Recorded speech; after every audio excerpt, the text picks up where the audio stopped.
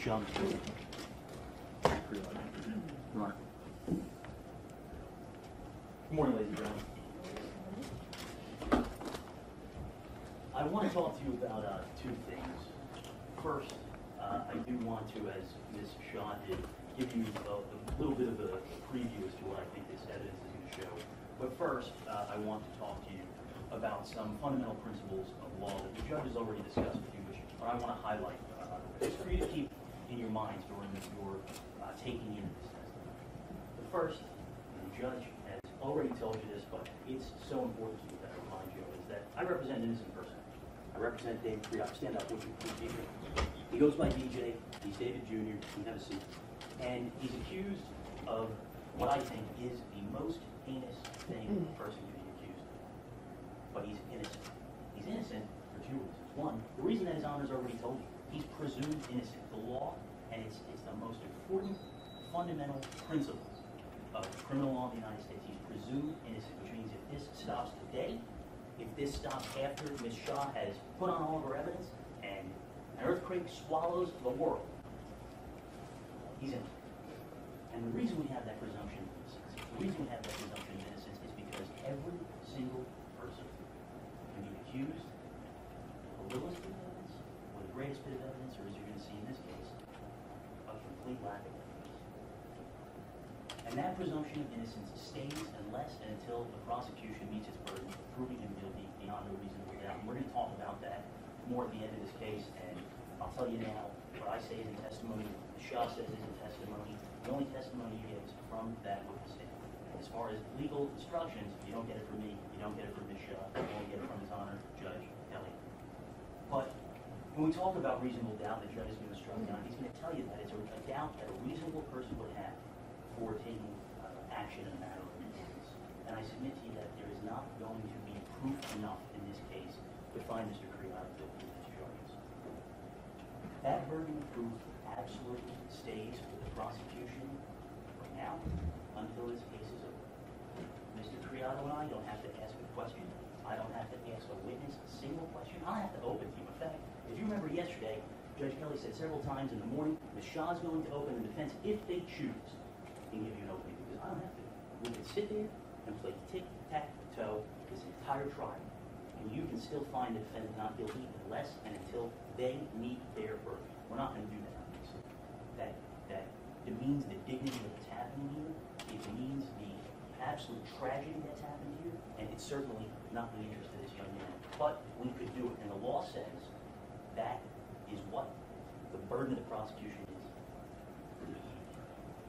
Ladies and gentlemen, it is a horrible, horrible thing to happen here. And Ms. Shaw has already begun, and I suspect she is going through over the course of this case, play on your sympathy that a little boy died. And it is terrible. I don't know what could be more terrible than now taking the father of that boy who lost his son, remember, and convicting him for something he didn't do. The evidence, which is the second thing that I want to talk to you about, is going to show he could have. But it's going to show that the day it happened, the police made a determination, he's the guy. Last adult with a kid, that's who you got to get. And they went through this extensive, thorough investigation that Ms. Shaw described to you. You know what? None of you did anything to prove Mr. Creato did it. They constructed this investigation. And it was very thorough. I'm not trying to suggest that they didn't do a very thorough investigation. They constructed this investigation to show that it was the person they suspected minute one. You're going to see a conversation that Mr. Creato has with police when he goes into the station today. Let's go back to October 13th. October 13th, wakes up, sees his son is missing. What does he do? He calls his mom right away. She lives a block away. The kid is with her all the time. It seems like a reasonable place to start. She says, call 911. Gets off the phone, plays 911, calls 911. Ms. Shaw says she's going to play that tape for you this morning. Ms. Shaw is going to suggest to you later that he wasn't nervous enough. He wasn't scared enough when he's on the phone with 911. He doesn't know what's happening here. He's giving the information as he's looking for his son. You'll hear his mother in the background looking for his son. It is impossible to think what is going through his head, what would make makes perfect sense is he's just trying to get the information that he has to the police at the time to find his son. No one expects the worst. No one thinks that there's some terrible tragedy. That's why he calls his mother first instead of 911.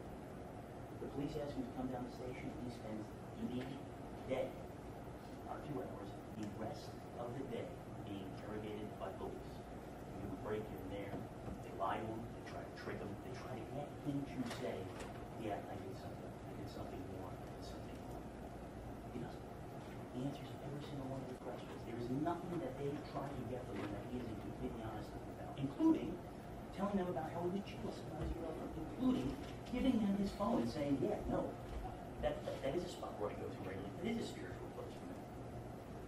What you don't get to judge you, you're the judge of the fact. You don't get to judge you is whether or not he's like you and me.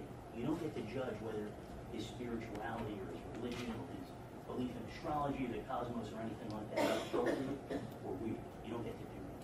But the evidence is going to show that he's a spiritual person. He does have a spiritual place. He does have a picture of a bird in his phone from that same place where he likes to hang out. The evidence is going to show that his parents are spiritual people, and they go to psychics and they believe in energy and things like this. But that's not what makes a person guilty. It may make you uncomfortable. It may be a person you don't want to sit next to on the bus and talk to them about the book that they're reading, but that isn't the standard. And the evidence is going to show he was honest, he was upfront, and he gave these people every piece of information that he could in an effort to help. Ms. Shaw wants you to say, no, we cannot believe the defendant when he says the door was locked or the door was not locked. She's going to show you evidence that he said one thing to the police and that it actually turned out to be another thing. But he's going to realize that he's going to be a person trying to give you information as best as he can the day that something happens. The evidence is also going to show, and shot just through this, the evidence is going to show that there's these cigarettes found near where Brendan's body was found. And I'm just amazed that she was able to gloss over this. Because the evidence is going to show that these cigarettes were fresh. Very fresh. So fresh that the cash is still on. You can see photographs of it. They did a DNA test on these cigarettes. And the evidence in the show doesn't come back to Mr. Creato, or his parents, or Brendan's parents. It doesn't come back to some business partner. It goes through a national database of criminals. It doesn't come back to any of that. But we still don't know who it was. And I think the evidence is not going to show who the person was. And that lack of evidence is something you get to consider as you're going through this case. As Ms. Shaw, we're going to show you the cell phone text messages. She talks about this number of 9,500 text messages. Because it's very simple.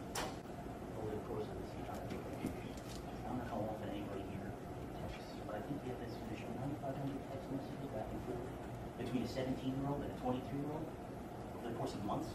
It's just not that significant.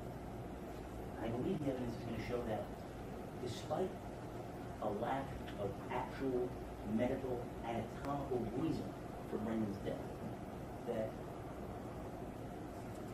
no one on his cell phone or on his computer that they searched, or any computer that they searched that he had access to, does it say something like, I needed to kill a 2-year-old, and knock you down. How do you get away with murder? Any of the things that would lead a person to be able to do this in a way that 3 medical examiners can be able to say, well, we know it's this because there's nothing else. Fine. The evidence isn't going to show. The evidence isn't going to show that he ever says to somebody, yeah, I did it. Or that he texts his girlfriend in New York, I finally no longer have a son to be together. The evidence just doesn't exist. Ms. Shaw is suggesting to you that she's going to be able to show from this witness stand for $100 in a long-distance relationship, DJ Creato killed his son. And that's not what it's going to show. Ms. Shaw is going to show you cell site analysis. Every cell phone pings off the tower. And the way that these towers work is that there are often sectors, and the information from the cell phone company can be interpreted to show that a person is in a certain sector of that tower. The night that this happens, Creato's cell phone never leaves the sector where his apartment is. It never moves towards the area where the body's found. And why is this significant? Because when the police do a thorough search twice of his apartment, they don't find any flashlight. Michelle has made it very, very clear to you that it is so dark you can't even see your hand in front of your face. When you go down to this area, good words, you're going to have the opportunity to go down. You're not going to hear about it. You're going to see evidence that you didn't have a cell phone. How do you do it? You're also going to hear evidence about this individual pushing